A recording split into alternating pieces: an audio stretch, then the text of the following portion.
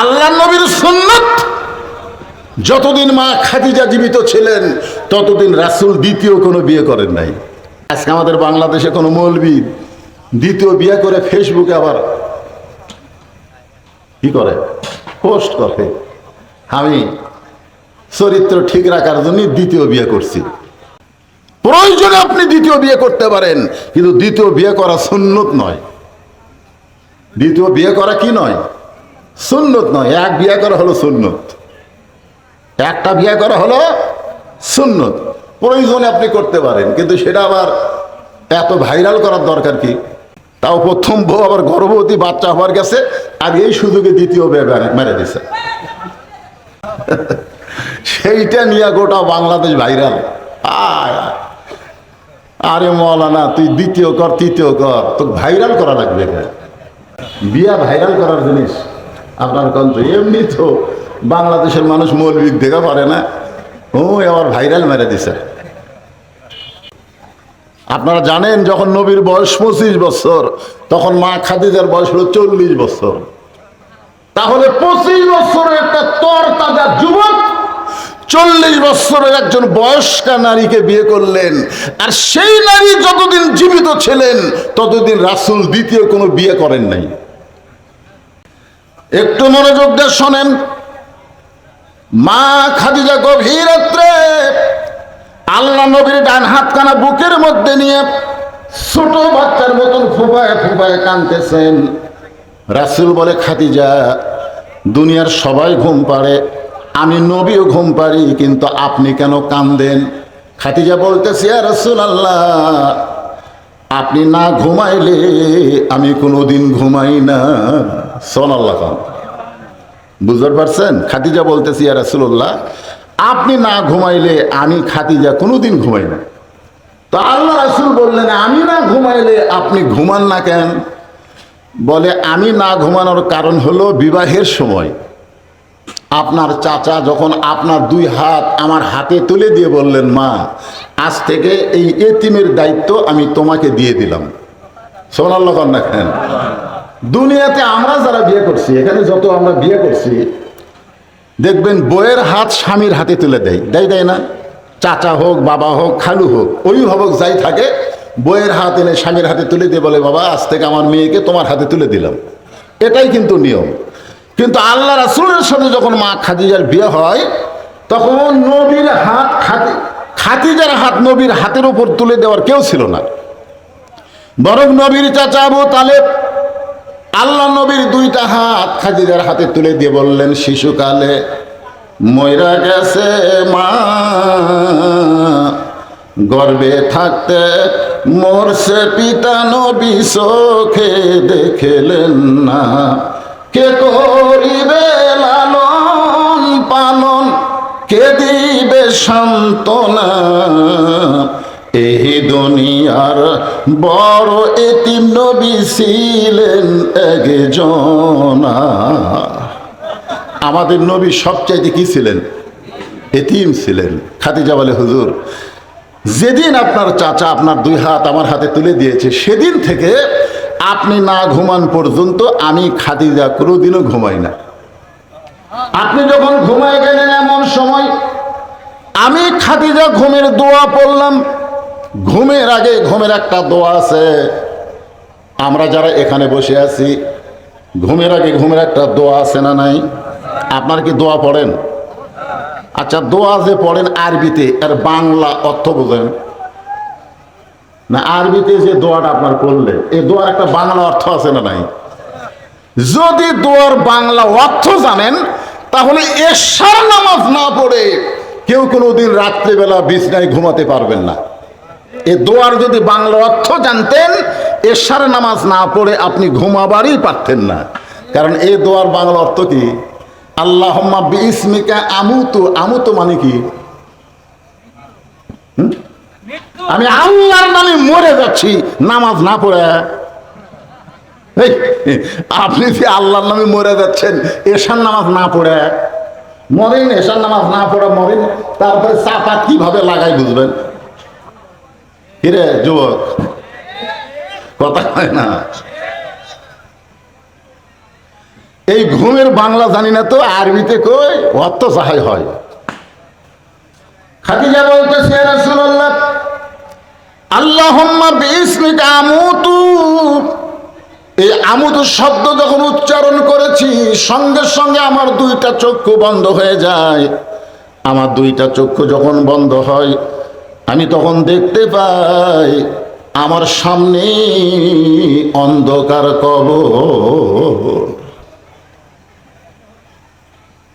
এই দুনিয়ার বাড়ি ঘর একদিন হইয়া যাবে পর, যাইতে হবে অন্ধকার কবর। এটা কখন মনে হবে? চোখ বন্ধ করেন, চোখ বন্ধ করেন, চোখ বন্ধ করে সবাই খেয়াল করেন। এ দুনিয়ার বাড়ি ঘর একদিন হইয়া যাবে পর, যাইতে হবে অন্ধকার কবর। খালি যদি মনে করে এই দুনিয়ার বাড়ি ঘর ছাড়া ছুড়া যাইতে হবে অন্ধকার কবর, ওই ব্যক্তি দুর্নীতি করবি?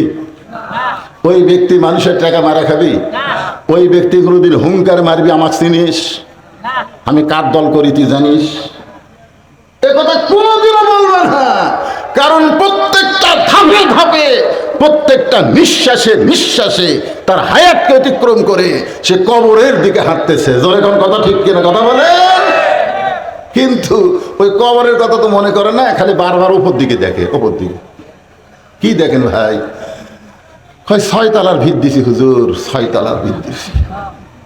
ওই 6 তলার ভিত দিছে, 3 তলা কমপ্লিট হচ্ছে, রড বার করে থুছি। দোয়া করেন হুজুর 6 তলা যেন করবার পারি। দোয়া করেন হুজুর, হুজুরের কাছে দোয়া চাচ্ছে 6 তলা করবি। 2 কান্দে 2 ফেরেশতাকে, আল্লাহ এই শয়তানের কান্দ তুমি থাকবো না। এর কান্দ থেকে লেখবো কি?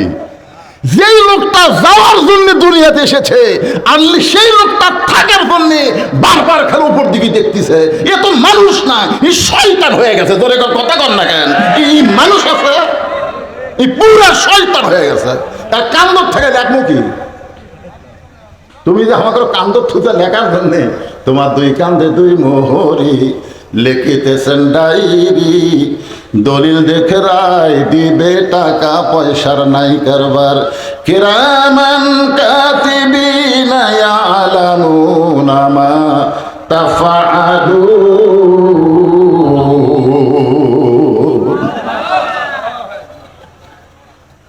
খাদিজা বলতেছে, ইয়া রাসূলুল্লাহ,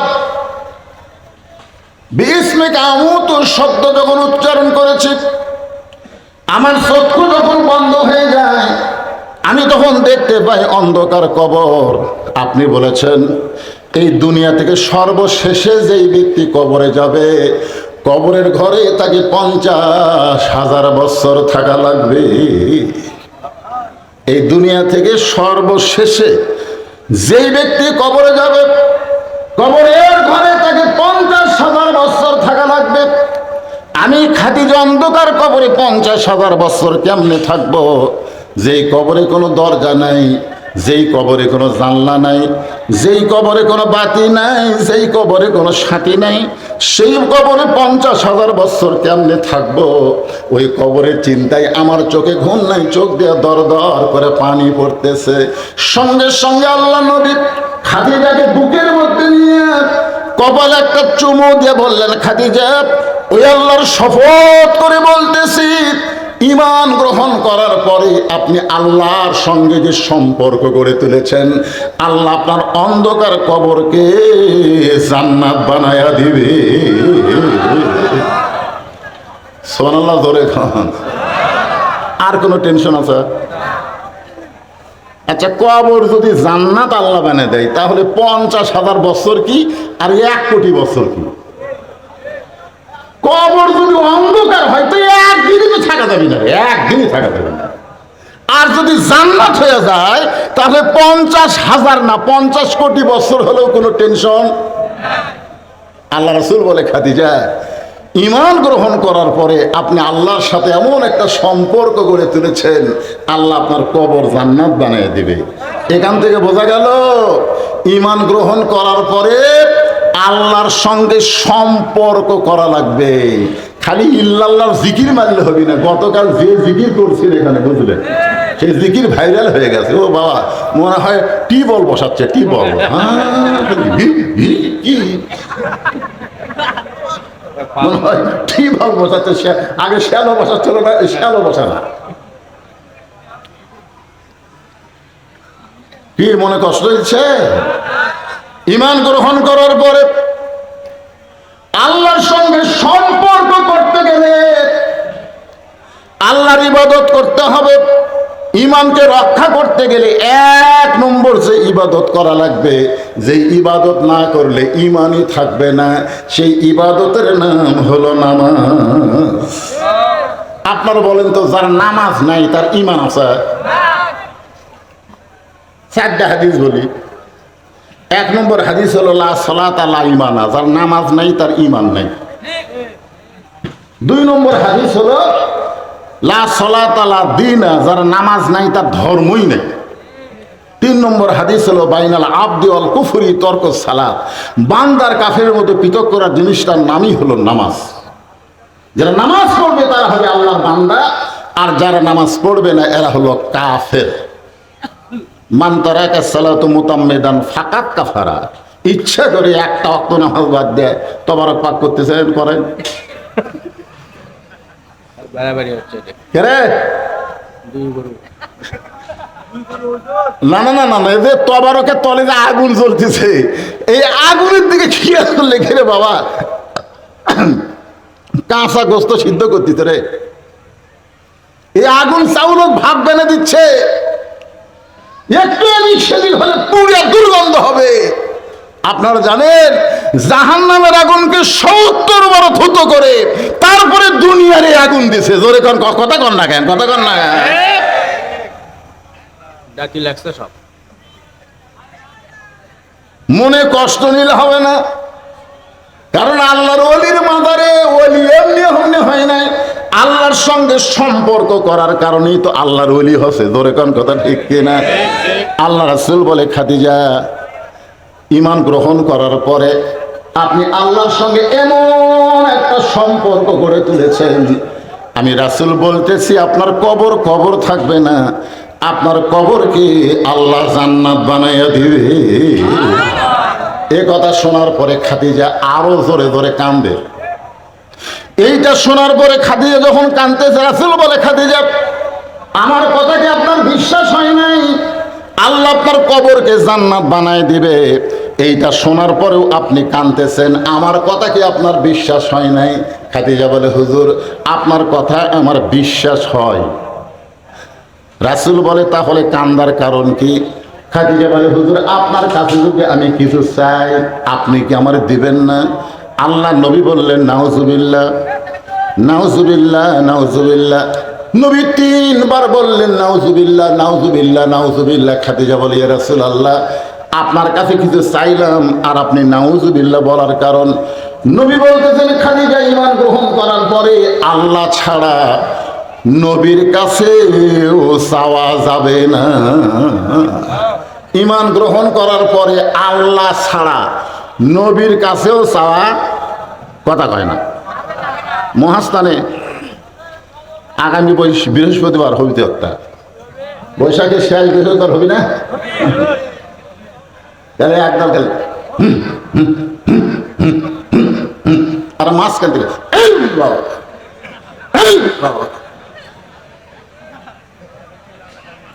আমি মোস্তাফিয়ার ছাত্র ছিলাম, একবার দেখবার গেছিল, যাই মাঝখানে তাই মাঝে কানের কাছে যে বললাম, কে রে বাবা এরা হুহা করে আর আপনি মাঝে মধ্যে ইল ইল কি? আমার তো ইলকে যদি বুঝবার চাও 1 কলকা গাঁজা খাও। তা আমাকে তো ইল বোঝার দরকার নেই, আমাদের আল্লাহ বোঝা লাগবে। জোরে কোন কথা ঠিক না? আমরা কি ইলের দল করি? ইলের দল একটু মনোযোগ দেন। খাদিজা বলতেছে, ইয়া রাসূলুল্লাহ আমি আপনার কাছে যা চাবো তা যদি আল্লাহ দিবার না পারে তাহলে আল্লাহর কাছে চাইয়া লাভ কি? নবী শুন করছে। খাদিজা বলতেছে, আমি আপনার কাছে যা চাবো তা যদি আল্লাহ দিবার না পারে তাহলে চাইয়া লাভ কি? বর্তমানে আমরা চাচ্ছি আল্লাহ গাজার মুসলমানকে হেফাজত করো, আমরা বলতেছি আল্লাহ ফিলিস্তিনের মুসলমানকে হেফাজত করো, আমরা এখন বলতেছি আল্লাহ ভারতের মুসলমানকে হেফাজত করো। জোরে কোন কথা ঠিক কি না? কিন্তু আমরা চাওয়ার পর আল্লাহ যদি হেফাজত না করে তাহলে চাইয়া লাভ কি? কি মনে করতেছেন? যেই বাইতুল মুকাদ্দাসের ভিতরে আমাদের নবী ইমামতি করার পরে আল্লাহ তাকে ইমামুল আম্বিয়া ইমামুল মুরসালিন ডিগ্রি দিল, আর সেই বাইতুল মুকাদ্দাসে ঈদুল ফিতরের নামাজ ফিলিস্তিন মুসলমান পড়বার গেল, ইসরায়েলের ইহুদিরা পড়বার দিল না, গুলি করে নামাজ ভঙ্গ করে দিল। কি ভাবতেছেন? আমরা কি বলতেছি আল্লাহ আল্লাহ আল্লাহকে কাম হবে না? কত চাইছি আল্লাহ সাইদি হুজুরকে হেফাজত করো, এত দোয়া করছি, বাংলাদেশের সব বক্তা, কিন্তু কাম হলো না। চাইয়া লাভ কি?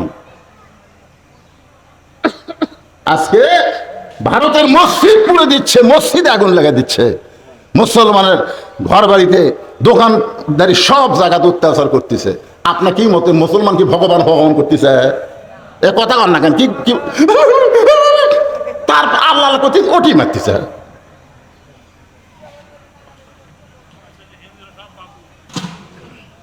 না, আমি উল্টা বলতেছি না, আপনারা উল্টা বোঝেন না।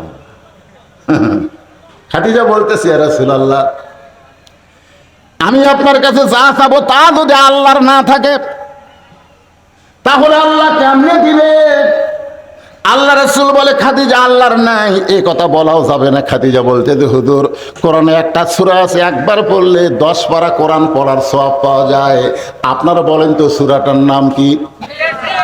ইয়াসিন লয়, ইখলাস। একবার পড়লে কয় পারা? 3 বার পড়লে 1 খতম।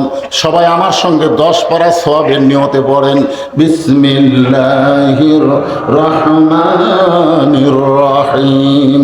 কুল হু আল্লাহু আহাদ আল্লাহুস সামাদ লাম ইয়ালিদ ওয়া লাম ইউলাদ ওয়া লাম ইয়াকুল লাহু কুফুয়ান আহাদ।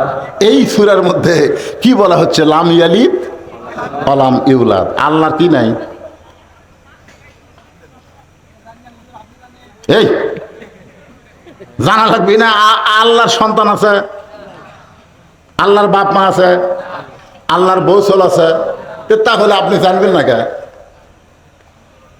খাদিজা বলতেছে রাসূলুল্লাহ, আমি আপনার কাছে যা চাবো তা যদি আল্লাহ দিবার না পারে, মনে করেন আপনার সাথে আমার বিয়ে হয় নাই। খাদিজা বলতেছে মনে করেন আপনার সাথে আমার বিয়ে হয় নাই, কিন্তু গভীর রাত্রে আমি আল্লাহর কাছে বলতেছি আল্লাহ খাদিজার পেটে একটা বাচ্চা দাও।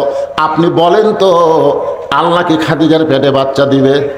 রাসূল বলতেছেন আল্লাহ দিবার পারবে কিন্তু দিবে না।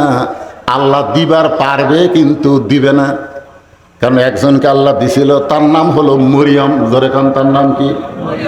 আল্লাহ আদমকে তৈরি করেছেন বাপ মা ছাড়া, ঈসাকে তৈরি করলেন বাবা ছাড়া। কিয়ামত পর্যন্ত পুরুষের স্পর্শ ছাড়া আর কোন নারীর পেটে বাচ্চা আসবে না। মরিয়ম আলাইহিস সালামের পর থেকে কিয়ামত পর্যন্ত কোন নারীর পেটে যদি বাচ্চা আসে তাহলে পুরুষের কি লাগবে? কথা কয় না, পুরুষের স্পর্শ লাগবে, সহবত লাগবে। কথা স্বামী ছাড়া আর পেটে বাচ্চা আসবে না। স্বামী ছাড়াও আসে, যেটা নিয়ে আমাদের মৌলবীর মধ্যেও একটা শুরু হয়ে গেছে। যেরকম কথা ঠিক কিনা? মৌলানা সাহেব বলছে আমি ওই মেয়েকে স্পর্শ করিনি, আমাকে অন্যায়ভাবে দোষ দেওয়া হচ্ছে, ডিএনএ টেস্ট করেন। বলে টেস্ট ফেস্ট কিছু আগে মৌলবী ধরে রিমান্ড লিখতে, মানে হুজুর দেখলি বুঝতেছেন না। আয় রে, আর এই নিয়ে গোটা বাংলাদেশে যত মহিলা মাদ্রাসা আছে সব মাদ্রাসা বন্ধ করার জন্য বামপন্থীরা উঠে পড়ে লেগেছে। তোর কথা কর না ভাই, কথা কর না কেন? কত বালিকা আছে, কত বালিকা বিদ্যালয় আছে না নাই? কথা কর না, আছে না নাই? এগুলো বালিকা বিদ্যালয় ভার্সিটিতে এগুলো অন্যায় হচ্ছে না? একটা শালারা কথা কয় না। এই জামালপুরের এক ইমাম সাহেবকে এক মেয়ে মানুষ মাওজায় কৈফিয়ত দিছে যে এই হুজুর আমার মেয়ের পেটত বাচ্চা দিছে। ইমামক ধরে লেগেছে, একদিন পর ইমামকে মুক্ত দিল, ওই মেয়েরই বড় ভাই ওর পেটত বাচ্চা দিছে, ওই মেয়েরই বড় ভাই। একদিন হুজুরের ইমামতি গেল, হুজুরের জেলত ছিল, এখন এসে ধরা খেলো ভাই। হুজুর দেখলে তোর লাকত লাগে, তার মানে কি মনে করছেন হুজুর ছাড়া অন্যায় করার লোক নেই? কতক্ষণ আছে না নাই? হুজুর যদি দোষী হয় তাহলে অবশ্যই হুজুরের শাস্তি হবে, না আমরাও চাই। শুধুমাত্র মাথায় টুপি মোড়ে মুখে দাড়ি দেখে অন্যায় ভাবে আলেমদের বিরুদ্ধে বলো না, আর মাদ্রাসা বন্ধ করার পায় তারা করো না। কারণ মাদ্রাসায় যারা পড়বে তারা প্রকৃত মা এবং পর্দানিশী হয়ে যাবে। যে কথা বলতেছিলাম একটু খেয়াল করেন। আল্লাহ রাসূল বলে, খাদিজা আমার কাছে আপনি কি চান, যেইটা পাইলে আপনি কান্না বন্ধ করে দিবেন। খাদিজা বলে, ইয়া রাসূলুল্লাহ আমি বেশি কিছু আপনার কাছে চাই না। আপনার কি মনে আছে আপনি দীর্ঘ 3 বছর একটা জায়গায় বসে সাধনা করেছেন? এই জায়গাটার নাম হলো গারে হীরা, বর্তমানে ওই পাহাড়ের নাম হলো জাবালে নূর। মা খাদিজা দৈনিক 2 বার ওখানে খাবার নিয়ে যাইতেন। 2011 সালে আমি গারে হীরায় উঠছিলাম। আমার মতন মানুষ তখন জুয়ান ছিল, 11 সাল, বুঝতেছেন না? ওই সময় উঠতে গিয়ে আমি 2 লিটার পানি খাইছি। মাত্র 2600 ফুট উপরে গারে হীরা। আমার মতন পুরুষ মানুষ 2 লিটার পানি পান করা লাগে, আর দৈনিক 2 বার খাদিজাতুল কুবরা ওই গারে হীরাই নবীর কাছে খাবার নিয়ে যাইতে। সুবহানাল্লাহ বলেন। যখন মা খাদিজা নবীর কাছে খাবার নিয়ে যাইতেন তখন মা খাদিজার বয়স হলো 54 বছর। 54 বছরের একজন নারী নবীর কাছে 2 বার খাবার নিয়ে যাইতেন। একদিন মা খাদিজা খাবার নিয়ে যখন যাবেন এমন সময় নবী গারে হীরা থেকে নিচে নেমে আইছেন। আসার পরে বলতেছে, জাম্বিলুনি আমাকে কম্বল দিয়া ঢাইকা দাও। মা খাদিজা নবীকে কম্বল দিয়া ঢেকে দিয়ে বলে, রাসূলুল্লাহ আমি খাবার নিয়ে যাচ্ছিলাম গাড়ি হীরায়, আপনি কেন নেমে আসলেন? রাসূল বললেন, খাদিজা আর গাড়ি হীরায় আমার কোনো দরকার নাই। লৌহে মাহফুজ থেকে আল্লাহ তাআলা খুশি হইয়া আমার উপরে কোরআনের আয়াত নাজিল করেছে। সুবহানাল্লাহ। মহিলাদের সাবান লাগবে। এ মায়েরা, আপনাকে তো আমি দেখতে পাচ্ছি না, আপনাকেই ওয়াজ হচ্ছে। মা একটু চাপে বসেন মা, সোনার মায়েরা। আগে কাহালু পাড়া উপাড়াতেই পাড়া সব পাড়ায় ওয়াজ করতাম, ঠিক কিনা বলেন? এক উলটের 5 পাড়াতে ওয়াজ করছি, এমনও বছর গেছে। কিন্তু এখন তো আর হয় না, এখন সময় কম। আগে চিন্তা খালি কাহালু থানা, এখন সব জায়গাতে যাওয়া লাগে। এই জন্য মায়েরা তো আমার ওয়াজ শুনবারই পাচ্ছে না। আজকে আছে তুলেও গেছে দেরি করে। আমি কিন্তু প্রথম এমপি সাহেবের সময় ছিলাম, কিন্তু টাইমে নিয়ে গেছে আমার, তো এখন নয় হুজুর। যাই হোক, তা এমন সময় আমাকে তুলে দেওয়া হলো, আমার মায়েরা নাকি বেশি হয়ে গেছে। আপনাদের জায়গা আছে কিন্তু জায়গা নেই। শোনার চান মায়েরা? ও মায়েরা, আপনারা একটু জমে জমে বসেন, চাপে চাপে বসেন। আপনাদের আলোচনা হচ্ছে, একটু সবাই আপনাদের মধ্যেও যদি ফাঁকা থাকে, কিছু লোক বাহিরে আছে তারা আসবে, একটু চাপে চাপে বসেন ভাই, সবাই একটু চাপে চাপে বসেন আর একটু জিকির করেন। মায়েরাও চাপেন, বাবারাও চাপেন। লা ইলাহা, যাদের সামনে ফাঁকা আছে তাকে বলতেছি চাপেন, সবাইকে না।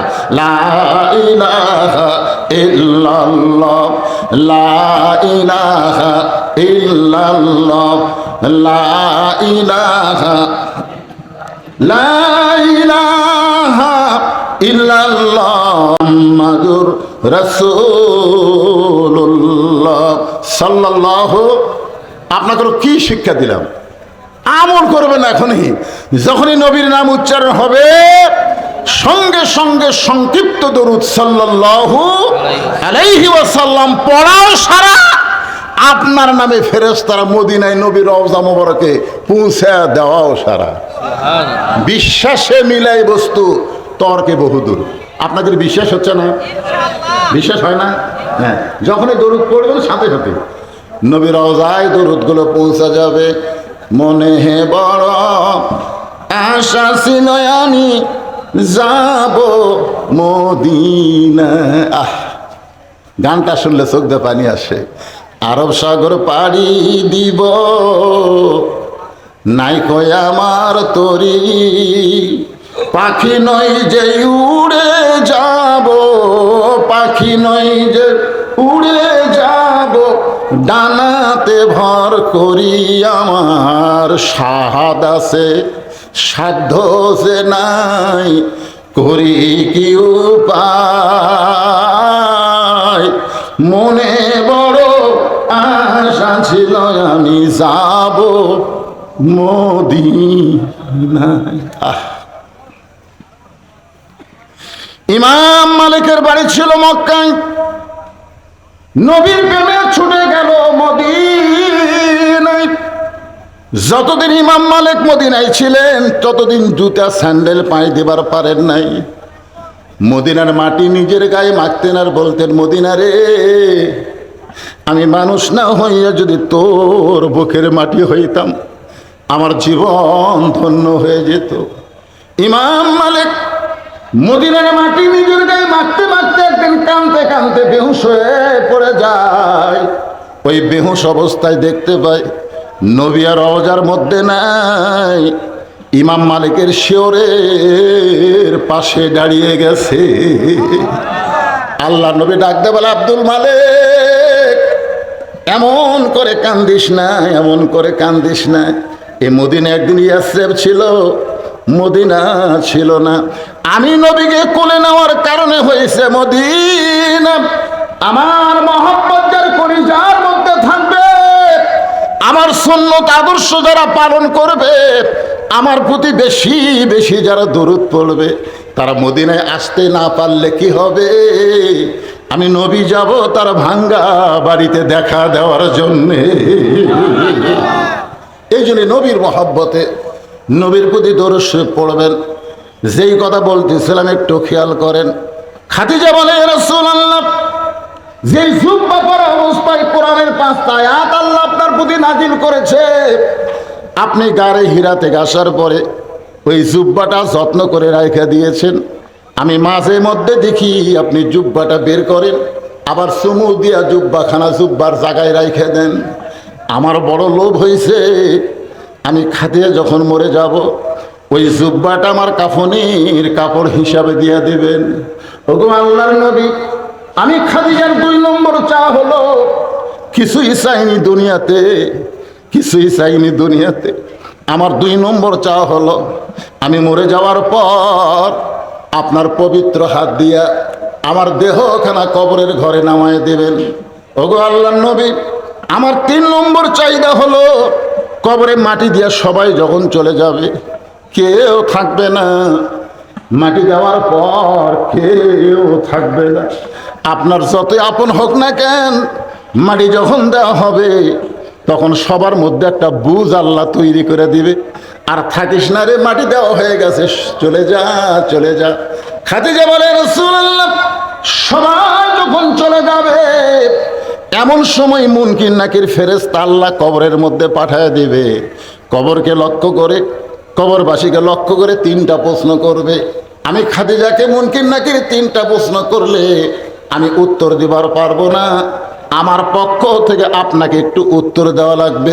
হুজুর, এই 3টা চাওয়া যদি আপনি আমার পুরা করেন তাহলে আর কবরকে নিয়ে আমি কোনোদিন কাঁদবো না, আর কবরের জন্য আমার চোখেও কোনোদিন পানি আসবে না। সঙ্গে সঙ্গে আল্লাহর নবী খাদিজাকে বুকের মধ্যে নিয়ে কপালে একটা চুমা দেয়া বলে, খাদিজা, ওই আল্লাহর শপথ করে বলতেছি, আমার আগে যদি আপনার মৃত্যু হয় তাহলে আপনার 3টা চাওয়াই আমি পুরো করব ইনশাআল্লাহ। সুবহানাল্লাহ। আপনারা বলেন তো, এই জায়গায় আল্লাহ নবী কত বড় গুরুত্বপূর্ণ কথা বলেছে। কথাটা হলো, আমার আগে যদি আপনার মৃত্যু হয়। এই কথার দ্বারা নবী বুঝাইলেন কে কখন মরবে এটা আল্লাহর নবীও জানে না। কথা কন না কেন?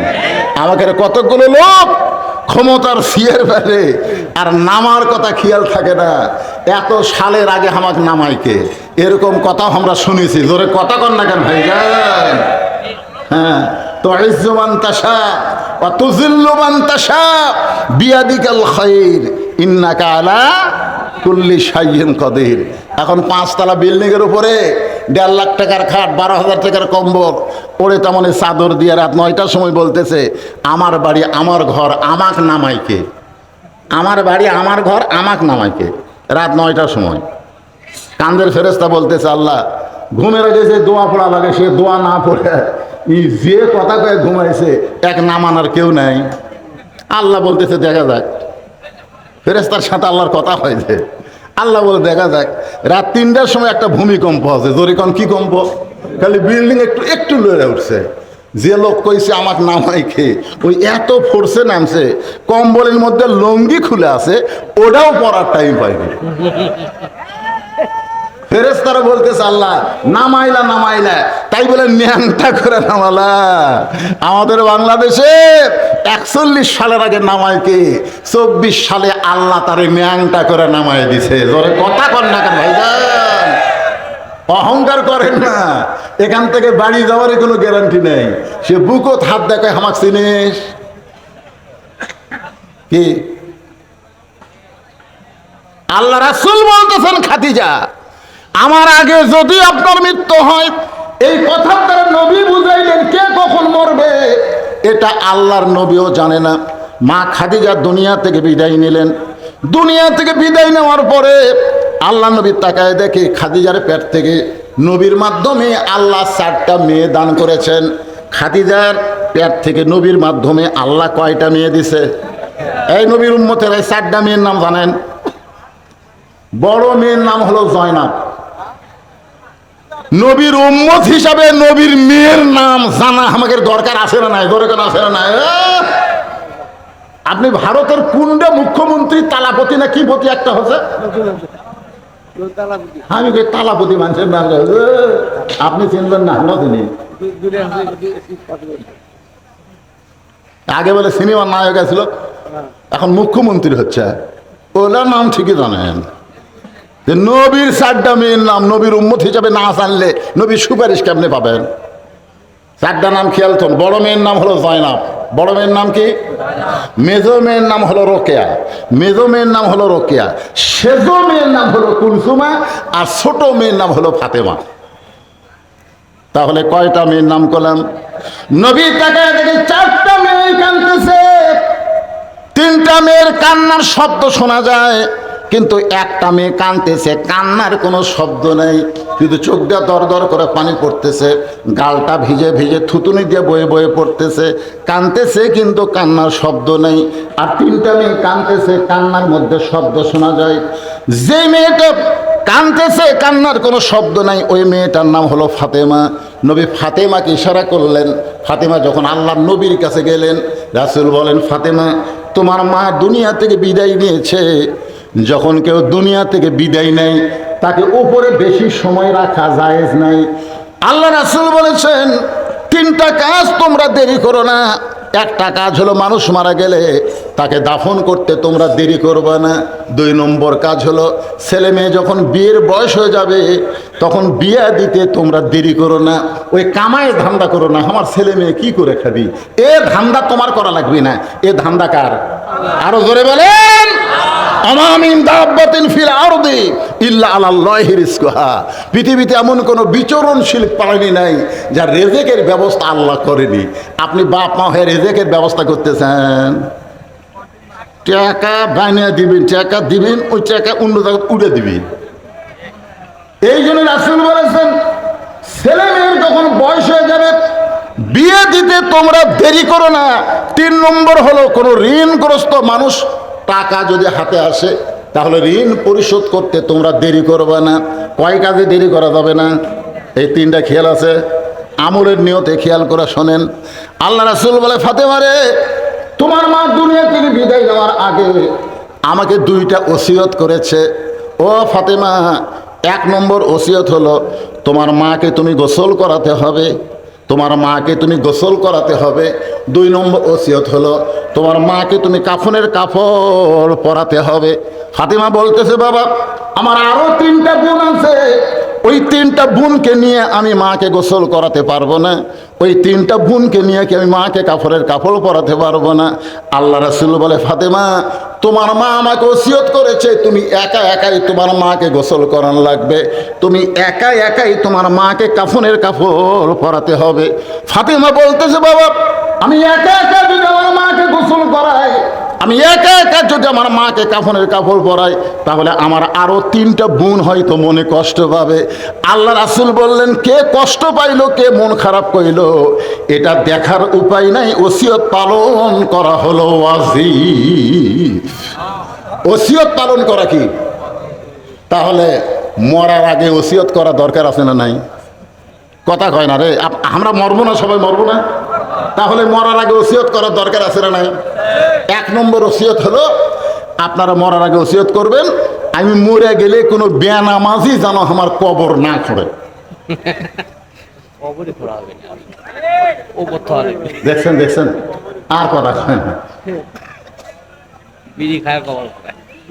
এবারে এই কথাটা কি খুবই খারাপ কথা। হোহা কর না কেন, হোহা কর না কেন? মরা লাগবি না? আল্লাযী খলাকাল মাউতা ওয়াল হায়াতা লিয়াবলুয়াকুম আইয়ুকুম আহসানু আমালা। আজকের ওয়াজি হচ্ছে সুন্দর আমল, সুন্দর আমলের পরীক্ষা হবে। তো মরার পরে সুন্দর আমল কি? বিড়ি খেয়ে কবর খোঁড়া? আপনারা হয়তো বলবেন, হুজুর আমাকে কবর খোঁড়ার লোক ওরা ছাড়া নাই। এটা ভুল কথা। দুনিয়ার বাড়ি করতে গিয়ে দুনিয়ার একটা বাড়ি থাকা যাবে না। সেই তিনতলা বাড়ি করতে গিয়ে যদি আপনি ভালো মিস্ত্রি খোঁজেন, কে রে বাড়ি ঘর করতে, ভালো বাড়ি করতে গিয়ে তিনতলা চারতলার ভিত দিয়ে বিল্ডিং বানাবো, ভালো মিস্ত্রি কুটি আছে রে, তখন কয় ভালো মিস্ত্রি তো একজন কাছে মুসলিম আছে রে, মুসলিম রে, ধাওয়াপাড়ার মুসলিম রে। কে তোমার উলটের লোক ধাওয়াপাড়া চালিয়ে গে উলট নেই? দুনিয়ার বাড়ি বানাতে ধাওয়াপাড়ার মুসলিম লাগে, আর যেই কবরে 50,000 বছর থাকবেন সেই কবরের ঘর বানাতে কি ভালো ভালো মিস্ত্রির দরকার নাই? কথা কোন দরকার আছে না নাই? মানেন বা না মানেন, শোনেন, তারপরে যাই খুঁড়ি খুঁড়ুক, পুকুর খুঁড়ুক না কবর খুঁড়ুক, যা করে খুঁড়ুক, এরা তার কবর খুঁড়তেছে না। ইমাম গাজ্জালি বলেছেন, কোন ব্যক্তি 40টা কবর খুঁড়লে সে আল্লাহর ওলি হয়ে যাবে। 40 কবর খুঁড়তে খুঁড়তেই ওর মৃত্যুর কথা এত বেশি মনে হবে, ওই লোক দ্বারা আর কোনো খারাপ কাজ হবে না, আল্লাহর ওলি হবে। এখন 40কে ওরা 4000 কবর খুঁড়ে সীমার হচ্ছে, সীমা।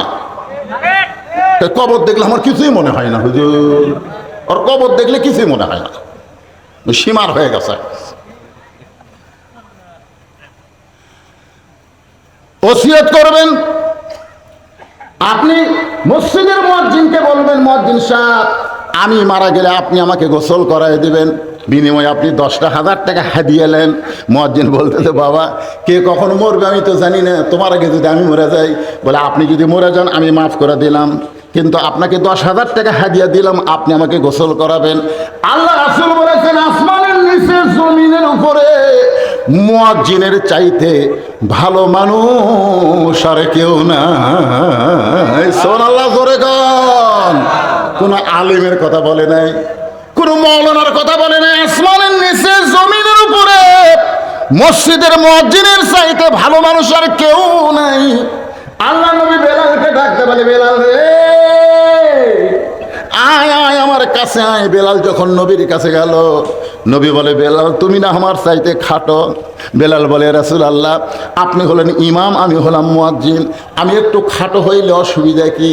রাসূল বলে, বেলাল রে হাসরের ময়দানে আল্লাহ তাআলা ইমামের চাইতে মুয়াজ্জিনের মাথা উঁচু করে দিবে। শুধু মুয়াজ্জিনের মাথা উঁচু করবে না, আল্লাহ নিজের হাতে মসজিদের মুয়াজ্জিনের মাথায় একটা টুপি পরায় দিবে, যেই টুপি পূর্ণিমার চাঁদের চাইতেও বেশি আলো দিবে। বাংলাদেশে মুয়াজ্জিনের দাম না থাকতে পারে, কিন্তু ইসলামে মুয়াজ্জিনের দাম আছে না নাই? আপনার 14 গোষ্ঠীর মধ্যে কোনো মাওলানা নাই। আপনি মসজিদের ইমামকে বলবেন, হুজুর 5 ওয়াক্ত নামাজ আপনার পিছনে পড়েছি, হুজুর 5 ওয়াক্ত নামাজ আপনার পিছনে পড়েছি, আমি মরে গেলে আমার জানাজার নামাজটা আপনি একটু পড়ায় দিবেন। এরকম ওসিয়ত করার দরকার আছে না নাই?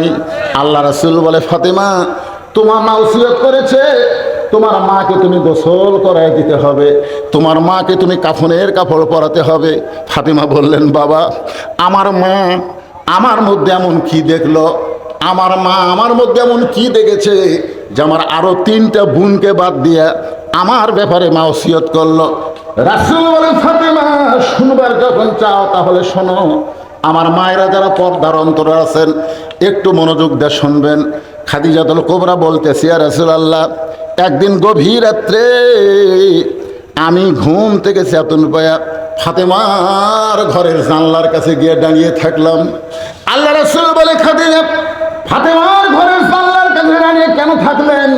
বলে, হুজুর আপনি তো জানেন না, জয়নাব যখন আমার পেটের মধ্যে ছিল, আমার বড় মেয়ে যখন আমার পেটের মধ্যে ছিল, আমার পেট উঁচু হয়েছিল, আমার পেটে ওজন হয়েছিল। জয়নাব যখন দুনিয়াতে ভূমিষ্ঠ হইল, আমি প্রসব ব্যথা বুঝতে পারলাম। আল্লাহর নবী আমার দ্বিতীয় মেয়ে রোকেয়া যখন আমার পেটের মধ্যে ছিল, আমার পেটটা উঁচু হয়েছিল, আমার পেটের ওজন হয়েছিল। রোকেয়া যখন ভূমিষ্ঠ হইল, আমি তখন প্রসব ব্যথা বুঝতে পারলাম। আমার তৃতীয় মেয়ে কুলসুমা যখন পেটের মধ্যে ছিল, আমার পেটটা উঁচু হয়েছিল, পেটের ওজন হয়েছিল। এই রোকেয়া যখন ভূমিষ্ঠ হইল, আমি তখন প্রসব ব্যথা কুলসুমা যখন ভূমিষ্ঠ হইল, আমি তখন প্রসব ব্যথা বুঝতে পারলাম। ওই আল্লাহর শপথ করে বলতেছি, আমার ছোট মেয়ে ফাতেমা যখন আমার পেটের মধ্যে আসলো, আমার পেটটা উঁচু হয়েছিল, আমার পেটটা মধ্যে কোনো ওজন ছিল না, আমার পেটটা উঁচু হয়েছিল, কিন্তু ফাতেমা আমার পেটে কোনো ওজন হয় নাই। ফাতেমা যখন ভূমিষ্ঠ হলো, আমি কোনো প্রসব ব্যথা বুঝতে পারি নাই। ধাত্রী ছাড়া আমার মেয়ে ফাতেমা যখন দুনিয়াতে আসলো, আমি খাদিজা নজর করে দেখি ফাতেমা তার কচি 2টা হাত দিয়া তার ইজ্জত এভাবে ঢেকে দুনিয়াতে জন্ম নিয়েছে। আমি মা খাদিজাও কোনোদিন ফাতেমার ইজ্জতটাও নিজের চোখে দেখতে পারি নাই। রাসূল বলে, ফাতেমা এই কারণেই তোমার মা তোমাকে ওসিয়ত করেছে, যাও তোমার মাকে গোসল করায় দাও। এবার ফাতেমা একা একা মা খাদিজাতুল কুবরাকে গোসল করালেন। একা একা গোসল করানোর পরে আল্লাহ নবীর কাছে এসে বললেন, বাবা গোসলটা যখন শেষ হয়ে গেল, তাহলে এখন আমার মাকে কাফনের কাপড় পরাতে হবে। যে কাফনের কাপড়ের কথা বলেছে, এমন সময় আল্লাহ নবী ওই তাকের মধ্যে যে তাকের মধ্যে ওই জুব্বাখানা রেখেছিলেন, ওই জুব্বাটা এনে ফাতেমার হাতে বললেন, মা এই জুব্বাটা তোমার মাকে কাফনের কাপড় হিসাবে পরাইয়া দাও। ফাতেমা চোখের পানি বের করে বলে, বাবা আমি সব সময় মায়ের কাছে থাকতাম, আর মায়ের কাছে থাকার কারণে মায়ের জীবনের অনেক অজানা গল্প আমি মায়ের মুখে শুনেছি। মায়ের জীবনে অনেক অজানা গল্প ছিল, সেই গল্প আমি মায়ের মুখে শুনেছি। আমার মা আমাকে একদিন হাসতে হাসতে বলেছে, ফাতেমা তুমি কি বলতে পারো তোমার বাবার সঙ্গে যখন আমার বিয়ে হয়েছিল, বিয়ের ঘটনা কি? আমি ফাতেমা চমকে গিয়ে বললাম, মা যখন বাবার সঙ্গে আপনার বিয়ে হয়েছিল আমি তখন কত বড় ছিলাম? খাদিজা বলে, ফাতেমা তোমার তো তখন জন্মই হয় নাই। এখন ফাতেমার আগ্রহ বেড়ে গেল, কেন মা বলতেছে তোমার বাবার সঙ্গে আমার বিয়ের ঘটনা জানো? অবশ্যই এর মধ্যে একটা ঘটনা আছে না নাই? খাদিজা বললেন, ফাতেমারে তোমার বাবা তখন আমার বাড়িতে রাখালি করতো, ওই রাখালি করা অবস্থায় তোমার বাবার মধ্যে এমন কিছু আমি দেখেছিলাম, যেটা দেখার কারণে 40 বছরের একজন বিধবা নারী মক্কার সব চাইতে ধনী ছিলাম। আর তোমার বাবা রাখালকে আমার স্বামী হিসাবে গ্রহণ করে নিলাম। ও বাবা, আমি মায়ের মুখে গল্প শুনেছি, আপনি যখন মায়ের বাড়িতে রাখালি করতেন তখন আমার মা মক্কার সবচাইতে ধনবতী রমণী ছিল, আর সবচাইতে ধনবতী রমণী হইয়া আপনার মতন গরিব একজনকে স্বামী হিসেবে গ্রহণ করলো। আর আমার সেই মা এখন মারা গেল, মক্কার দোকানে কি নতুন কোনো কাপড় নাই, নতুন কোনো কাপড় না দিয়া এই পুরাতন জুব্বাখানা দিচ্ছেন। বাবা মরে যাওয়ার সঙ্গে সঙ্গে কি মায়ের দয়া আপনার অন্তর থেকে মুছে গেল? সঙ্গে সঙ্গে নবী ছোট বাচ্চার মতন কান্দে আর বলে, ফাতেমা রে এই জুব্বা আমি তোমার মাকে দিচ্ছি না, এই জুব্বা তোমার মা আমার কাছে চেয়েছে। ফাতেমা বললেন, বাবা এই পুরাতন জুব্বার মধ্যে এমন কি আছে যেইটার কারণে আমার মা আপনার কাছে চাইছে? আল্লাহ রাসূল বলে, ফাতেমা এই জুব্বা সাধারণ কোনো জুব্বা নয়, এই জুব্বার সঙ্গে আল্লাহর কোরআনের সম্পর্ক রয়েছে। লিল্লাহে তাকবীর। আল্লাহর কোরআনের সম্পর্ক যার সঙ্গে থাকে, আপনারা বলেন তো তার দাম কম না বেশি? আরো জোরে কন। আপনারা কার সাথে সম্পর্ক করবেন? আল্লাহর সাথে সম্পর্ক করতে গেলে আগে এটার সাথে করা লাগবে। কি মনে করতেছেন? না, এই কোরআনের সাথে সম্পর্ক না করে আপনি আল্লাহর সাথে করবেন? কি মনে হয় আপনাকে? একই গাছের কাঠ দিয়ে তিনটা জিনিস বানাচ্ছে, একটা গাছের কাঠ দিয়ে তিনটা জিনিস বানাচ্ছে, একটা হলো খাট, একটা সোফা, আর একটা হলো রেহাল। আপনারা বলেন তো এই তিনটার মধ্যে দাম বেশি কার? কে? হ্যাঁ, দেখছেন? রেহালের উপরে কোরআন শরীফ রাখে, হঠাৎ একদিন কোরআন শরীফ লিবার যে অসতর্ক মুহূর্তে রেহালটা পায়ের কাছে পড়ছে, রেহাল তুলে 3 বার চুমা খাচ্ছে, 3 বার। রেহাল বলতে কে রে খাট, এ সোফা, আমরা তো 3 জন একই গাছের মধ্যে ছিলাম রে, তো আমি পায়ের কাছে পড়লি আমার 3 বার চুমা খায়, তোর কে খবর কি? তখন খাট আর সোফা বলতেছে ভাই চুমা খাবি, আমাকে লাগতানার জন্যই বানাচ্ছে রে। খাট আর সোফা কাম দেওয়ার কে ভাই তোর এত দাম কি জন্যে? রেহাল বলতেছে আমার দাম হলো আমার সাথে কোরআনের সম্পর্ক, আর তোরা কম দামি হওয়ার কারণ হলো তোদের সাথে মানুষের সম্পর্ক। এখন আপনারা বলেন কোরআনের সাথে কারা কারা সম্পর্ক রাখবেন? আল্লাহকে একটু হাত দেখান তো ভাই, এই গভীর রাত্রে তাহাজ্জুদের সময় আল্লাহ আল্লাহ হাতগুলা কবুল করে নাও, আল্লাহ হাত নামান। লিল্লাহে তাকবীর। আল্লাহর এই কোরআনের সাথে সম্পর্ক রাখতে গেলে এই যে কোরআনের মাহফিল, গতকাল কি হচ্ছে আমি জানি না, কিন্তু আজকে তো কোরআন দিয়ে ওয়াজ হচ্ছে। কোরআনের মাহফিল, এখানে কি কোনো কালেকশন করা লাগবে নাকি? কোনো আদায় আছে? তো সেটা কি টিএর কিছু দেন না? না না, মহকা বুঝা কাম করা লাগবে তো, ওয়াজ দিয়ে একসঙ্গে আল্লাহর কোরআনের সাথে সম্পর্ক যারা রাখার জন্য হাত তুলছেন, এই কোরআনের মাহফিল প্রতি বছর হোক।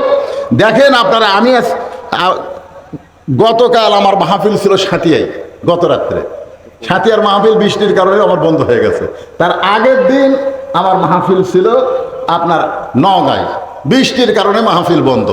আগামীকাল আমার মাহফিল আছে ধামুরহাটে, সেই মাহফিলে বৃষ্টি এত বেজে গেছে, ওটাও বন্ধ।